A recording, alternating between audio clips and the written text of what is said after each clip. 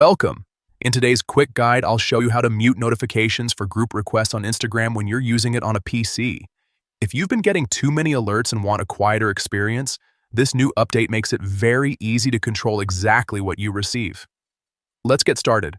First, open Instagram in your web browser. Make sure you're logged into your account so you can access your settings. Once you're on the home screen, look to the bottom left corner. You'll see 3 horizontal lines there. Go ahead and click on those lines to open the menu.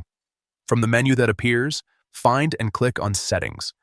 This will take you to a page where you can manage different aspects of your account. Inside Settings, look for the Notification section and click on it. This is where Instagram lets you control all kinds of alerts, from likes and comments to messages and more. Now, within Notifications, locate and click on Push Notifications. This section allows you to fine-tune which notifications are sent to you. Scroll through the options until you find Group Requests. This is the setting that controls notifications when someone adds you to a group or sends a group request. Under Group Requests, simply select